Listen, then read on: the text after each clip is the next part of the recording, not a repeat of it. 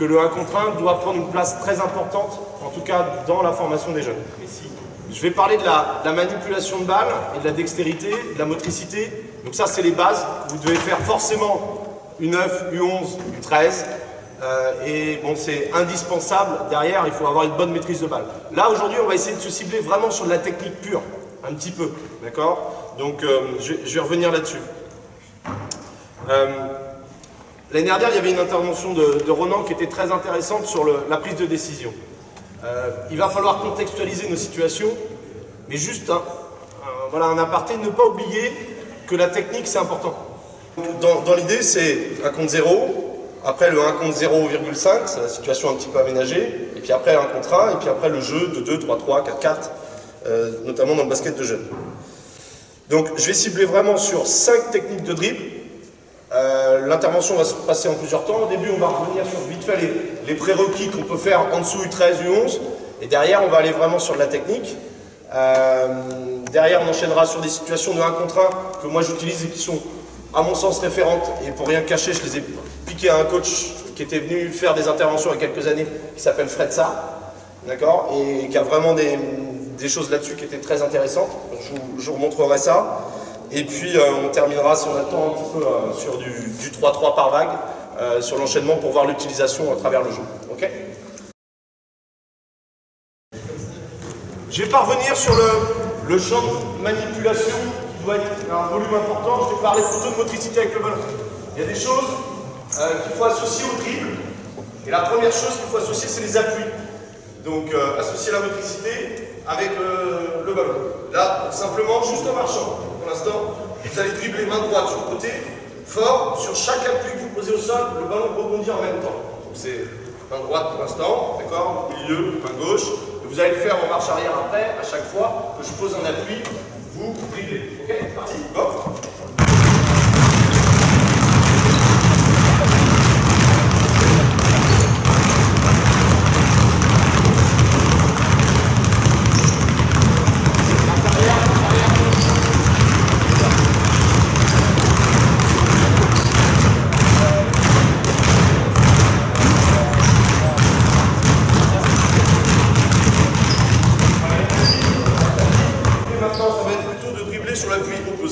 Main droite, pied gauche, donc vous faites un aller, main droite, pied gauche, retour, vous faites main gauche, pied droit.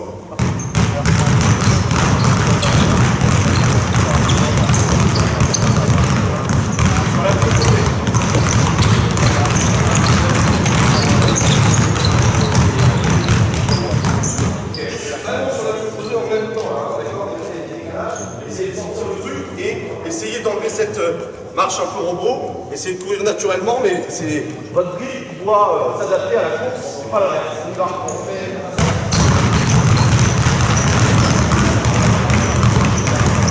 sur le côté, descendez, pas devant, sur le côté.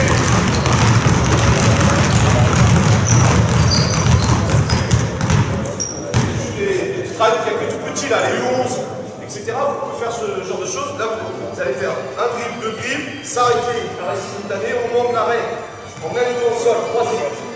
Repartir, main gauche, s'arrêter, croiser, main droite. D'accord? On ne dribble pas devant. On dribble vraiment sur le côté. Ok? Go.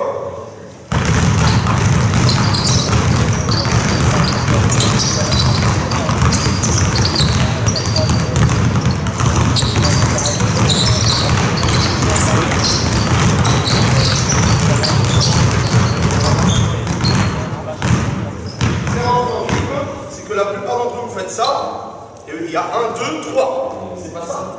C'est 1, 1. Sur le croisé, donc sur la reprise du croisé, il y a vite un dribble, un deuxième, s'arrêter, vite un dribble, hop, un deuxième, etc. Go.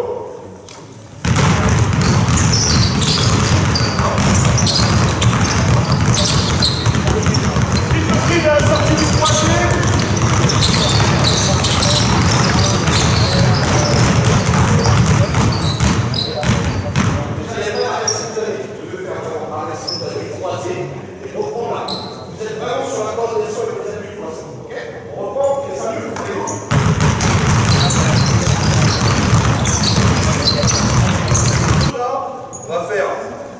D'attaque, 3 dribbles pour attaquer. 1, 2, croisé, 3 dribbles d'attaque. 1, 2, reculé, croisé et enchaîné.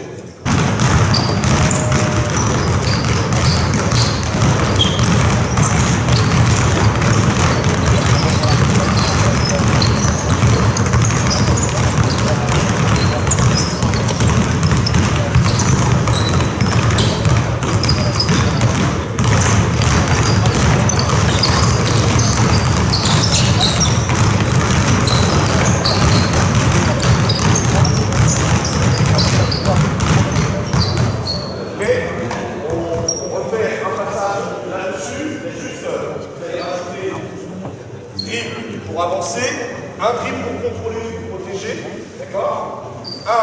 1, 2 pour reculer, crosser, latéral, attaquer.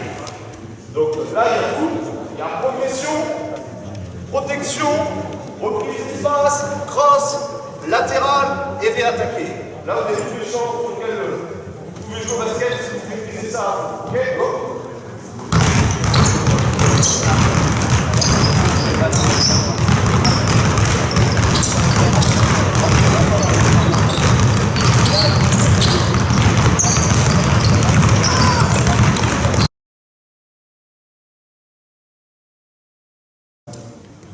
Tu vas aller au panier là-bas, 1 contre 0. Dribble, on dribble, main droite, à droite, sauf que sur la deuxième partie, on va faire l'inverse. Tu emmènes le ballon main gauche, d'accord? Et on va faire un peu hésitation là, où tu vas enchaîner là, on va attaquer ici, finir au panier comme tu veux. Tu récupères la balle, au moment où on récupère la balle, on t'enchaîne. Pareil de ce côté-là, main gauche, main droite, tu fais une traversée de terrain, tu fais la même chose et tu changes de colonne. Vous avez compris? Ouais? Go! Ah, ok, bien. Hop, on enchaîne. Pourquoi 3 plots? Pourquoi 3 plots? L'idée, c'est de se dire qu'il y a le défenseur qui aura forcément un travail de feinte, où le joueur va se décaler pour l'attaquer et passer au ras du joueur. Je vais passer dans une porte. Ok, sur le travail 1 contre 0. Ok, donc l'idée des 3 plots, elle est là. Ensuite, l'idée aussi, pourquoi main gauche? C'est qu'on les formate tous à droite, d'une main droite. Or, sur les 1 contre 1, notamment sur le jeu de transition, le jeu rapide, souvent ils vont utiliser la main gauche pour faire un petit passe, attaquer de ce côté-là, etc. La main gauche, là, est importante et souvent on travaille malheureusement qu'à droite, main droite. Et l'idée, c'est aussi de changer un petit peu ça. Ça ne veut pas dire qu'il ne faut pas le travailler main droite, d'accord? Et en tout cas ici, vous l'enchaînez là. Maintenant sur la technique pure, il faut que ralentir, okay, courir un peu plus là, un peu plus chaud, ralentir. Et là, il va falloir vraiment que le pied soit plutôt en arrière. D'accord? La main toujours sur la balle, un petit peu garder le contact avec le ballon. Pour ensuite enchaîner très derrière, vous finissez. Mais là sur la technique, c'est vraiment dans les appuis. Sortez pour attaquer avec l'appui derrière. Ok? C'est bon? Go! Voilà, bien.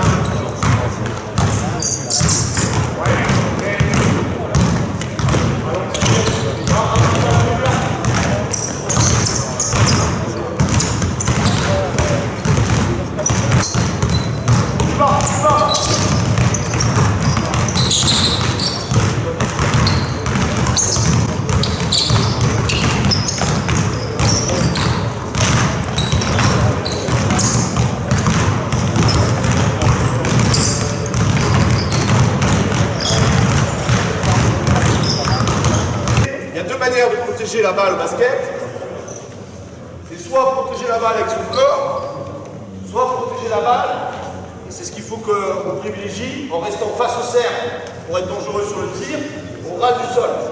D'accord? Donc là, le cross au mouvement, c'est de venir très vite bas, enchaîner en mouvement, pour, voilà, on ralentit mais on ne s'arrête pas.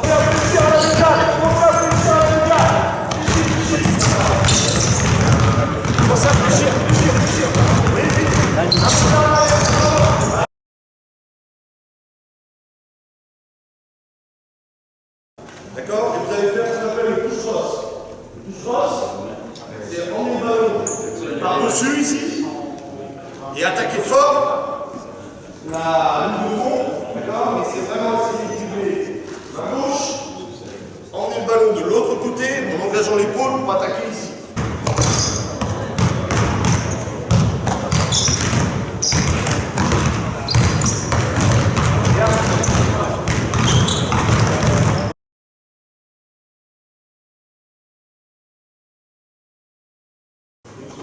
Le regard qui peut être porté ici, pour dire je joue avec toi, et hop, j'attaque fort de l'autre côté.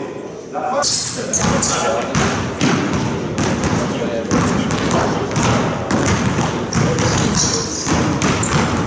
utile quand les défenseurs ils sont à plat. Très utile quand les défenseurs sont à plat, plus que quand il y a un peu d'orientation. Là, vous allez feinter ici pour attaquer ici. Le in and out, comme on l'a fait tout à l'heure. Ok? C'est bon? Go! Allez, on va.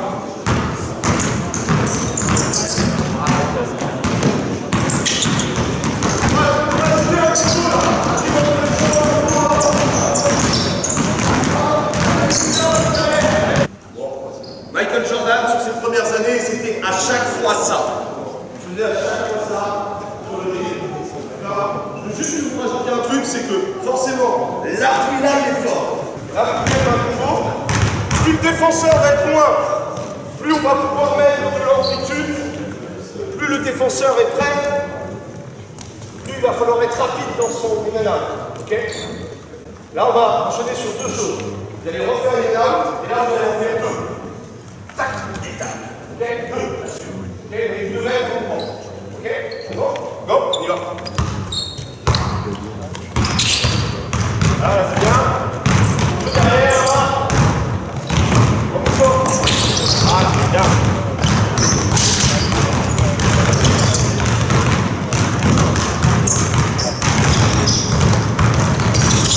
Si vous emmenez le ballon à gauche, vous allez débler, mais c'est pas la crosse. Vous allez emmener la balle de l'autre côté. D'accord? Et là, vous allez feinter avec l'appui et reprendre vite, main droite sur droite. D'accord? J'arrive, je suis en mouvement, j'emmène le ballon de l'autre côté. Et là, j'enchaîne pour ensuite finir. Ok? Ouais, là, c'est là. Là.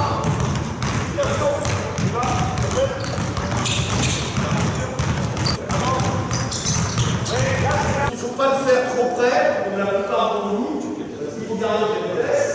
Le moment où tu emmènes le ballon de l'autre côté, c'est vraiment là où tu feintes et tu appuies fort sur la touche. Comme sur le métal.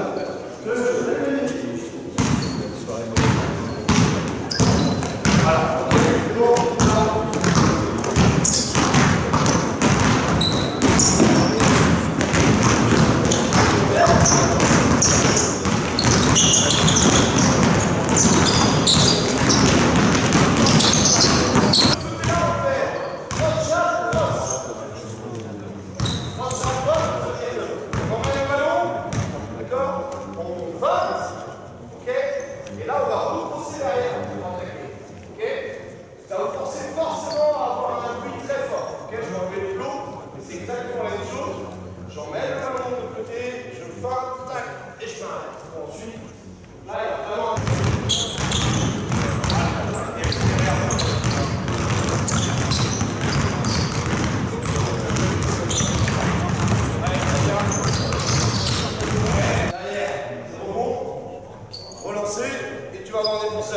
Top. Le défenseur, il est avec ballon. Quand je parle du 1 contre 0,5, chez le basket de jeunes, ce qui est intéressant, c'est de faire défendre les gens avec le ballon. Pourquoi? Parce que, déjà, dans la tenue pâle, ils travaillent là-dessus, c'est la sensibilité avec le ballon, d'accord? Et que l'idée, c'est de pas être comme ça en mode rugby, mais d'avoir le ballon, les bras en l'air, etc. Et ça rajoute une difficulté à la défense. Souvent, quand on a des joueurs qui sont un peu moins habiles, c'est bien de mettre de la défense avec ballon. Ça leur apprend déjà les attitudes de bras, en fait. Quand est-ce que mon ballon est là pour être équilibré? Quand est-ce qu'il est en l'air, qu'on se rapproche pour tirer? Donc voilà, ok? Tu fais cross-jab. Tu fais cross-jab pour l'instant, d'accord? Et après, tu as le choix derrière. Après, tu défends contre le joueur qui arrive. Donc là, on attend par contre qu'il y ait le panier avant de partir. Ok? Bon.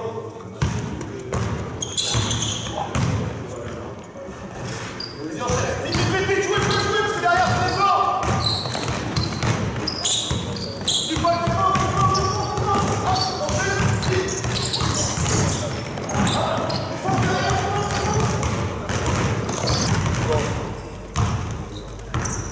5 techniques de dribble là, pour moi, elles sont suffisantes à essayer de développer sur des U13, U15, et après ils s'approprieront peut-être leur truc à eux. Mais ce qui est important quand même, c'est de leur montrer un certain panel sur lesquels ils vont pouvoir gagner leur 1 contre 1 au travers du jeu de fin et au travers de la technique. Okay, donc sur la dernière situation, en fait, il faudrait limite faire plus ce que j'ai fait juste sur la fin, avec de l'opposition un peu contrôlée, voilà, et passer juste un petit peu de temps à chaque fois sur la technique pour que ce soit maîtrisé. Vous prenez une technique, je ne sais pas, sur un cycle d'entraînement, par exemple, ou sur les centres d'entraînement là au niveau des petits, là, des U13, on fait une technique par cycle sur le dribble de franchissement. À chaque fois, ce sera une technique par cycle. Donc d'abord touche cross, hop, jusqu'à octobre, après on fera cross, etc. Mais l'idée c'est qu'ils s'approprient un petit peu ces techniques de dribble, de franchissement. Pourquoi? Parce que chez les petits là, on fait beaucoup de choses avec deux ballons, les balles de tennis et tout ça. Ils maîtrisent beaucoup mieux la balle que par le passé. Ça c'est très très bien. Sauf que la différence entre un bon dribbleur et un bon tripoteur de balle, c'est que le dribbleur il est efficace. Et je peux vous dire qu'on en a des bons tripoteurs de balles, qui maîtrisent vraiment la balle, les trucs, les dribble and one, tout ça, là il y en a plein, hein. Des gamins qui savent faire ça, c'est bien. Par contre, l'investir sur le terrain en dribblant de manière efficace, sans surdribbler, on parlera du surdribbling tout à l'heure, là il y en a plus. Donc il faut aller aussi, nous, vers ce type de choses. Voilà. À mon stop, celui qui a la balle attaque à l'opposé et l'autre défend sur l'autre joueur. Donc on change derrière. Il va, vas-y, passe. Hop. Ok, c'est bon, plus. On y va, bon, parti, vite, passe, allez, passe. Bien. Hop.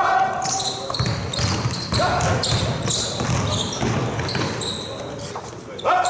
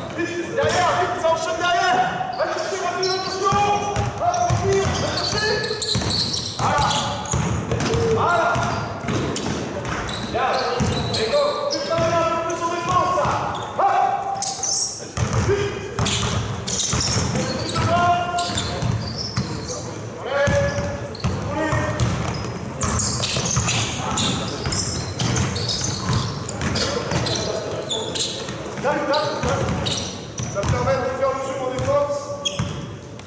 Vous piquez les ballons sur quoi, les gars? Sur le dribble, sur les changements de main. D'accord? Vraiment sur les changements de main. C'est là où vous allez être actif sur la balle. Ok, ça c'est le premier point. Le deuxième point, j'ai vu des gens prendre le ballon directement ici. Bon, quand il n'est pas protégé, pourquoi pas, mais le problème du basket, c'est que c'est un sport où il faut être agressif, il faut être dans le contrôle. Et bien, il y a des situations où je suis désolé, ici, il faut plutôt être dans le contrôle pour contrôler le rebond, D'accord? Pas donner de plus 1. Donc là, il faut que vos attitudes de bras soient plutôt en l'air. Sur le plan offensif, maintenant, je fais beaucoup de consignes, mais sur le plan offensif, maintenant, vous devez travailler sur le jeu de feinte, et sachez qu'il y a un contrat dans le dribble, ils sont rares dans le basket, surtout quand vous allez monter de catégorie en catégorie. Ils sont présents dans le dribble sur du jeu de transition et du jeu rapide. Donc vous avez 6 secondes pour attaquer par plus. Ok? 6 secondes et on joue. C'est bon? Go! Ah! Vite, vite, vite! Là, ils s'enchaînent. Pas de faute, pas de faute! Plus haut, plus haut, plus haut! Allons, plus haut! Pas de faute, là! Bon!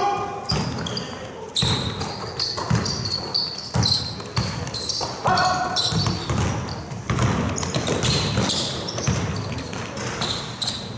Et vite, défense, position,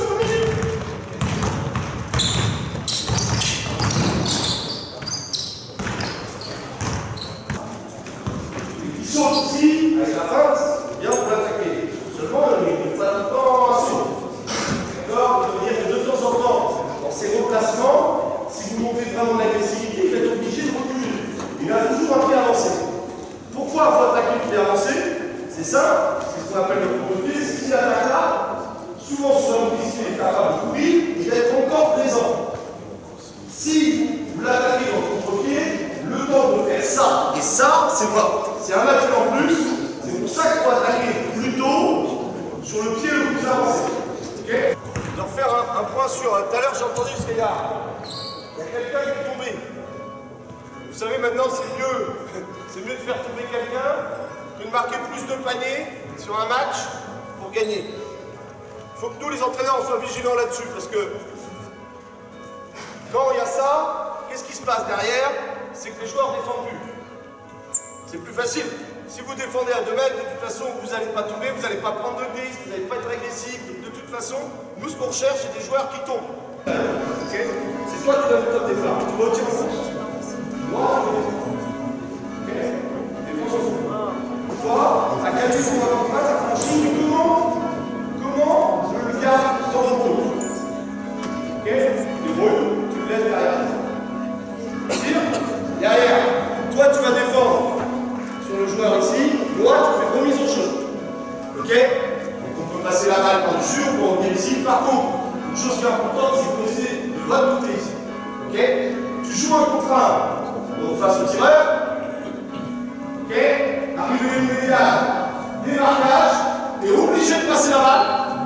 Tu démarres depuis la 45, passe, et tu rejoues ton 1 contre 1 sans ballon, soit dans le post-up, soit revenons ici, rejouer 1 contre 1 après un démarquage.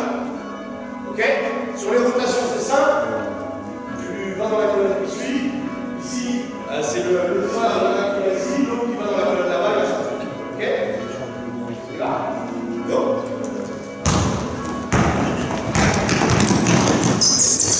Mise en jeu. Ok. 1 3.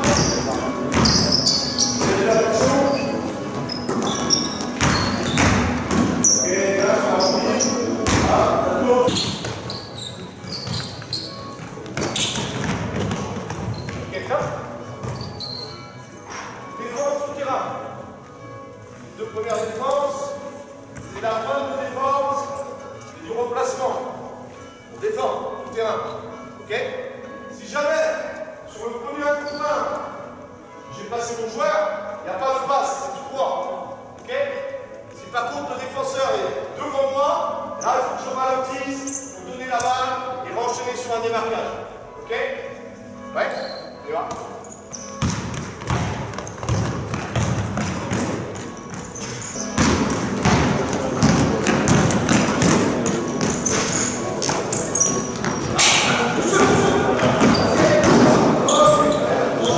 J'ai pas eu le temps de faire la dernière situation que je voulais faire, c'était sur le 3-3.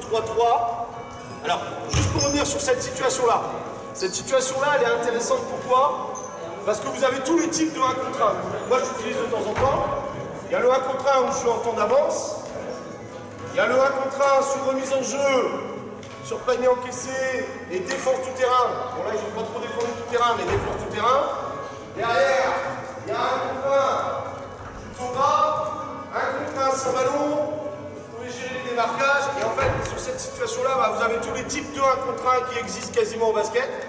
Donc ça, c'est intéressant, c'est pour ça que je voulais vous la montrer. La dernière chose, je voulais faire du 3-3 par vague avec cette idée. À chaque fois que je dis hop, ça veut dire qu'il y a un dribble sur place et qu'on donne la balle à l'équipe adverse, c'est marché. Ce qu'on appelle le sur-dribbling. Ok? Il y a beaucoup de jeunes qui font ça, ça. Ça, pour moi, c'est du sur-dribbling. Si on fait ça, ça, bouger avec la balle, c'est plus du sur-dribbling.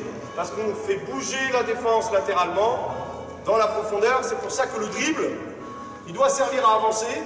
Il doit servir, notamment par exemple sur les départs directs, ici, à se décaler pour attaquer, d'accord? Plutôt que d'aller vers ça et souvent démarcher.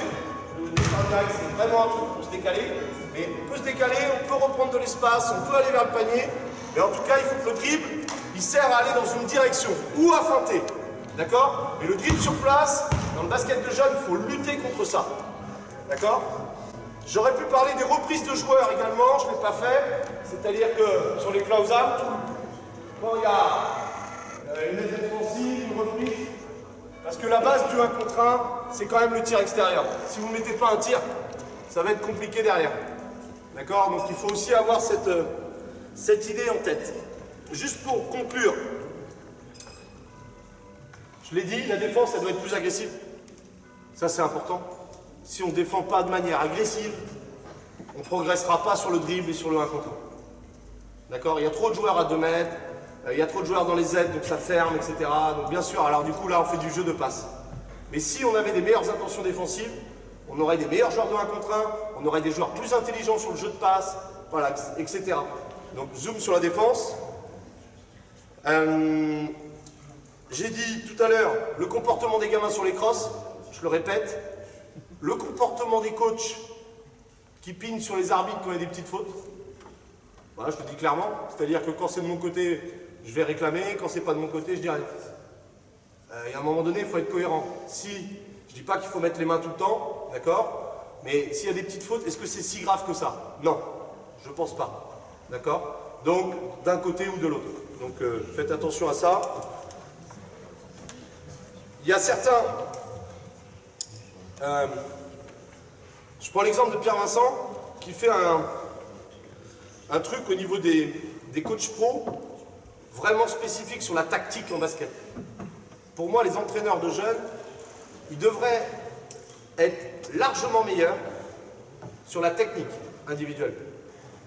Et qu'on parle un peu de technique. C'est-à-dire qu'en ce moment, il y a cette mouvance du basket espagnol, la prise de décision, etc. A priori, les Espagnols, ils sont bons, mais sachez que les Espagnols, pour y avoir eu la chance d'y aller il n'y a pas longtemps, eh ben, ils font du travail technique à 1 contre 0. Ils en font un peu. Donc il faut en faire. Pour moi, il faut vraiment en faire. Par contre, ce n'est pas cette place qui doit prédominer. C'est-à-dire que le fait qu'ils prennent des décisions, qu'ils observent le jeu, que ça ait du sens, qu'il y ait des situations aménagées, ça doit prendre une part plus importante. C'est-à-dire que tout le travail technique que je vous ai montré, au départ sur les dribbles, il faut en faire, mais il ne faut pas en faire trop. D'accord? Donc il faut trouver le juste milieu, il ne faut pas tomber non plus dans l'effet inverse. C'est-à-dire que faire de la prise de décision et des situations ouvertes. Il faut aussi faire du travail technique.